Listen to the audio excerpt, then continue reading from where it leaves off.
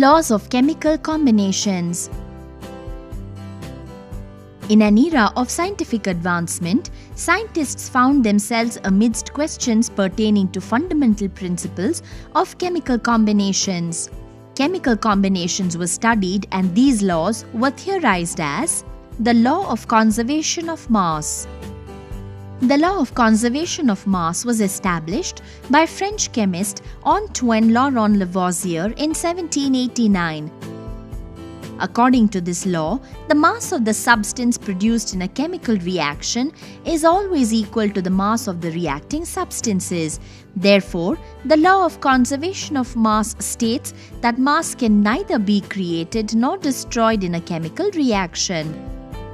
Let us now consider the example in which magnesium reacts with oxygen to form magnesium oxide. Here, mass of 1 mole magnesium is 24 grams. Total mass of 2 moles magnesium is 48 grams. Mass of 1 mole oxygen molecule is 32 grams. So the total mass of reactants is 48 plus 32, which is 80 grams. Mass of 1 mole magnesium oxide is 40 grams.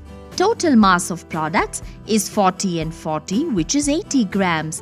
Therefore, it is clear that the total mass of reactants is equal to the total mass of products. Also, the number of magnesium atoms and the number of oxygen atoms on the reactants and the product sides are equal. Let's move on to the second law of chemical combination, which is the law of constant proportion.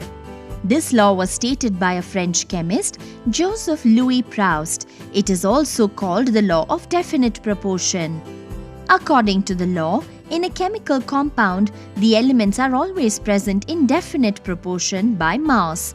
The law of definite proportion applies when elements react together to form the same product, such as pure water collected from different sources such as a well, spring, or a river. As such, a water molecule contains 2 hydrogen atoms, each of relative mass 1 gram, and 1 oxygen atom of relative mass of 16 grams. This means that there are 2 grams of hydrogen and 16 grams of oxygen in 18 grams of water. So in a water molecule, hydrogen and oxygen are present in the ratio of 1:8. The example shows the application of law of definite proportion. We will now learn about the law of multiple proportions.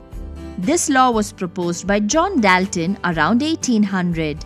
This law states that when 2 elements combine to form more than one compound, the different masses of one element that combine with the same mass of another element are in the ratio of simple whole numbers. Let's try to understand through an example. Carbon combines with high concentration of oxygen to form carbon dioxide and low concentration of oxygen to form carbon monoxide. In carbon monoxide, 12 parts of mass of carbon combines with 16 parts of mass of oxygen. In carbon dioxide, 12 parts by mass of carbon combines with 32 parts by mass of oxygen. The ratio of the masses of oxygen that combine with a fixed mass of carbon is 16:32 or 1:2. Therefore, we can see that different masses of one element that combine with the same mass of another element are in the ratio of simple whole numbers.